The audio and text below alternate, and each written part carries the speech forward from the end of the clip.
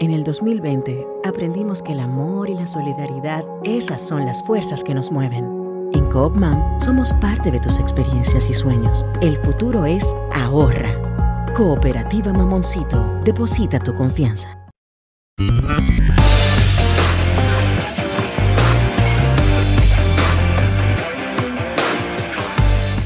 Desde la República Dominicana soy Ivonne Ferreras. Aquí estamos en jueves, en antesala del fin de semana y por supuesto ya terminando este mes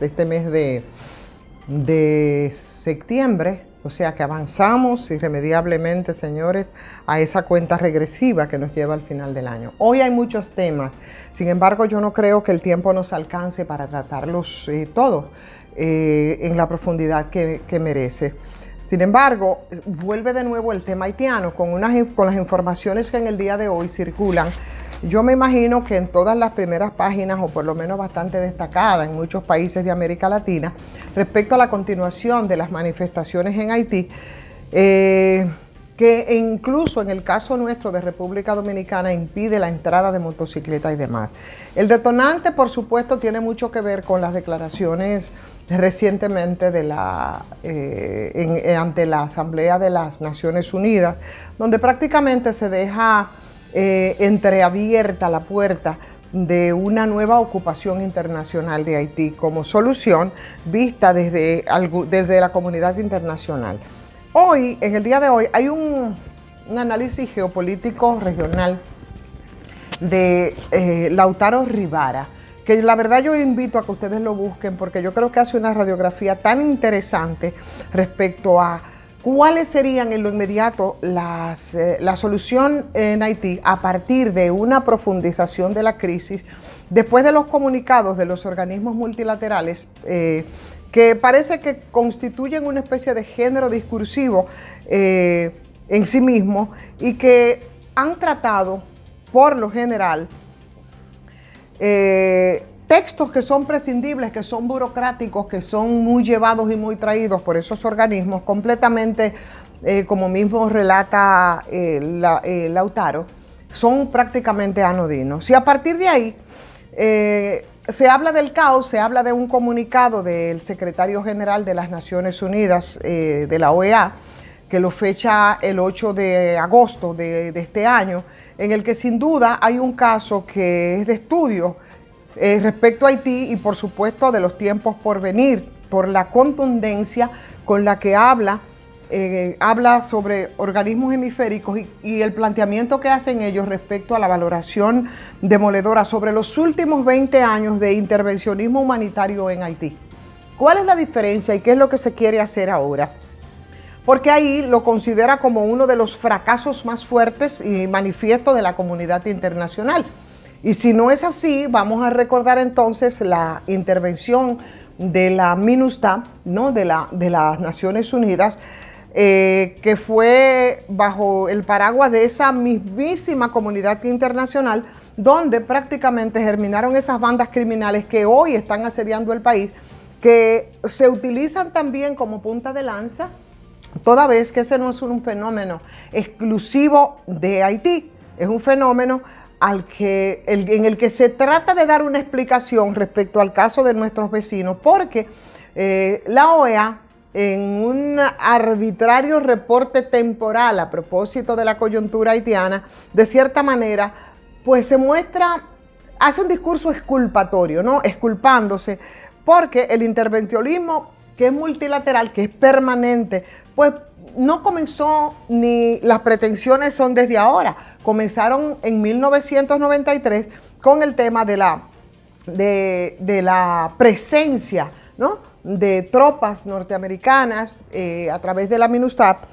que fue una misión que fue comandada de forma conjunta por las Naciones Unidas, por la misma OEA, 2 años después de que se consumó el golpe de Estado que despojó del poder al primer mandatario progresista, popular, latinoamericano caribeño, que fue al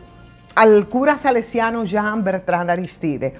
Y más allá de todos esos detalles, continúa en ese relato el cientista y analista internacional en una mirada bastante interesante. Destaca pues lo curioso de este asunto porque partiendo de los diagnósticos que hace precisamente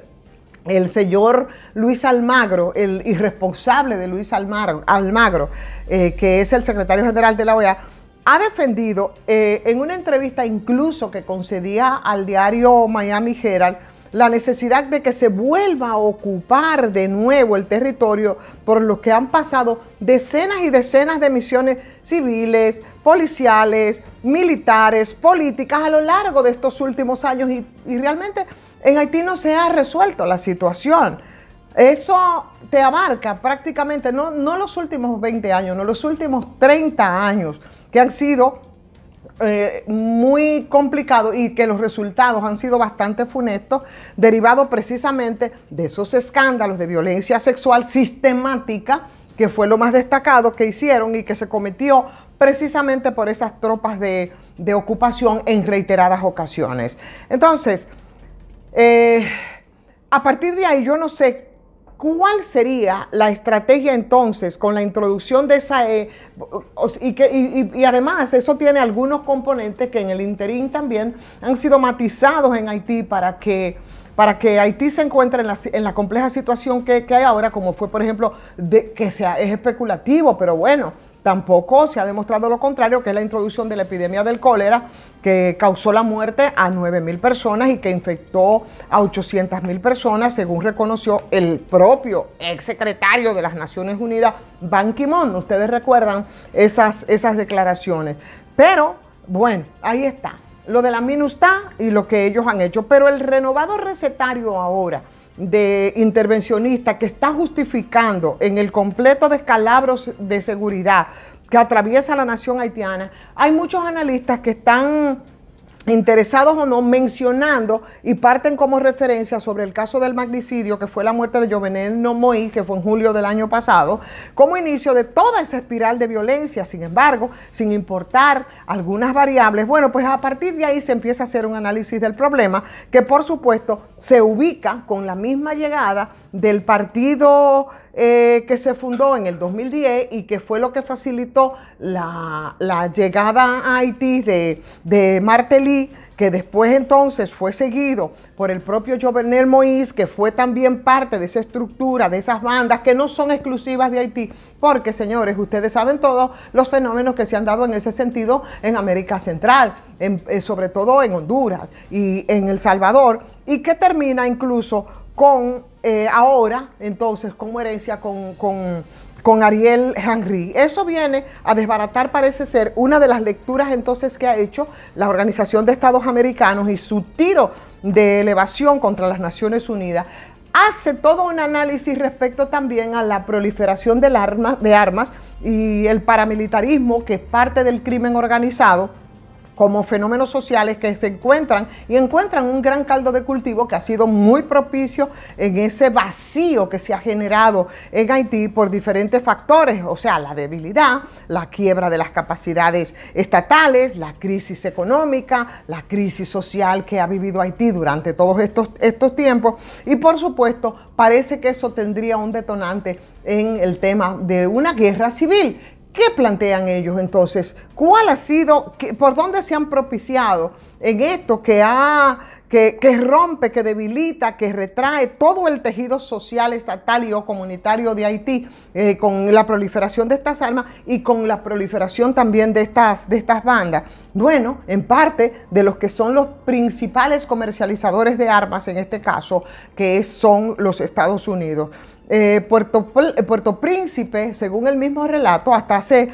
unos pocos años era una capital relativamente segura en medio de todas las dificultades, si se compara con la mayoría de las capitales latinoamericanas, ¿no? Y sobre todo centroamericanas. Pero fue esa pacificación, oye el término que utiliza, esa pacificación violenta del país, intentada precisamente por la MINUSTAH, la que parece que coayudó al escenario en la que se encuentra Haití en estos momentos, y por supuesto una ocupación interminable en las últimas décadas que ha debilitado terriblemente toda la sociedad civil haitiana a merced de ese accionar indiscriminado de más de 12.000 organizaciones no gubernamentales que están compitiendo en términos de la desmovilización, la captación de recursos humanitarios y locales, sobre todo después del post-terremoto, que también eso sirvió para que muchos sectores, incluidos de aquí, de este lado de la isla, pues hicieran negocio. El caso es que dentro de la represión selectiva de algunas barriadas populares en Haití, ahí mismo en la zona metropolitana de Puerto Príncipe, que generaron ese aterrador vacío de grupos delincuenciales y paramilitares como el G9, como los 400 Mouoso, que ahora vienen a llenar con estadísticas de horror, al son del público conocimiento, y que parece que podrían penetrar incluso en el propio Puerto Príncipe. Pero hay una conclusión interesante después de hacer toda una especie de recorrido por la estrategia geopolítica que conducen precisamente a los Estados Unidos por fracciones de esas mismas clases dominantes haitianas que tienden a paramilitar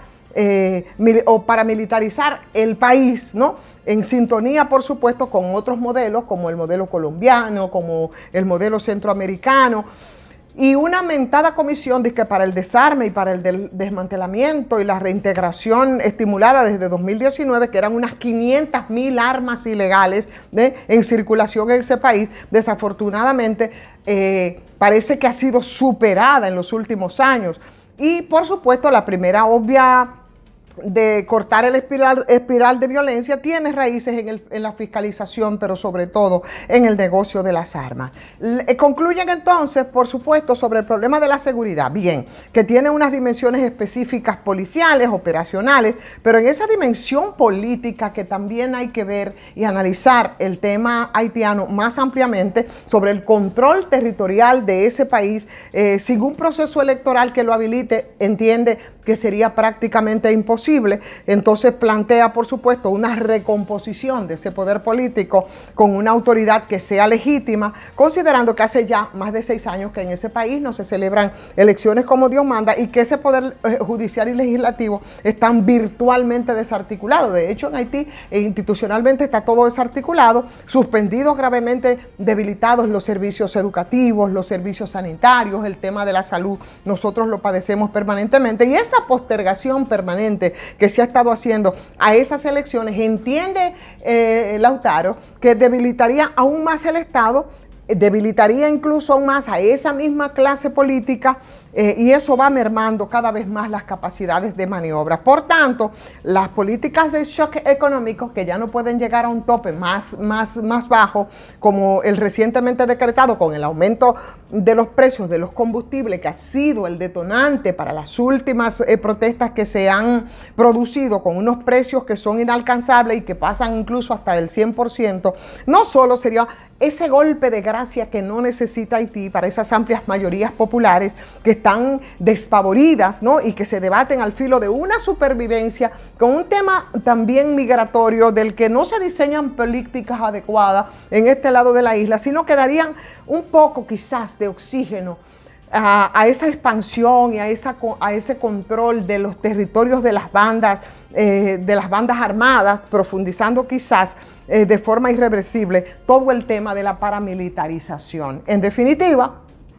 lo que hace como conclusión de todo esto es que en el caso de Haití, cortar el tráfico de armas, que sería cortar parte de un negocio que se tiene desde Estados Unidos, que lo han admitido incluso, garantizar la recomposición de una autoridad política, de una autoridad legal, y legitimar en ese país para poner en suspenso todas esas medidas económicas, todas esas medidas austericidas que son una especie de puntos de partida y que son insoslayables para tratar de rescatar un poco ese país, porque una nueva ocupación, que es lo que se ha estado planteando desde estos organismos multilaterales, en las condiciones tan explosivas en las que se encuentra Haití en este momento, no lograría otra cosa que no fuera generar una guerra civil con características internacionales que para nada agradaría a esa comunidad internacional. El tema es complejo, mientras tanto nosotros vemos esa profundización de la crisis y aquí de este lado de la isla no podemos asumirnos con actitud contemplativa por el impacto directo que tiene en República Dominicana la crisis haitiana. Señores, vamos a agradecer a Farmacias GBC 100%, 20% de descuento en todas las sucursales, todos los días, no importa. Usted va a un local de la Farmacia GBC, automáticamente usted tiene su 20%. Y claro, 100% dominicana. Gracias a Sardinas Di Mar y gracias a todos ustedes por acompañarnos cada día. Compartan, suscríbanse, inviten a otras personas también a que se suscriban y háganlo también a patreon.com. Soy Ivonne Ferreras.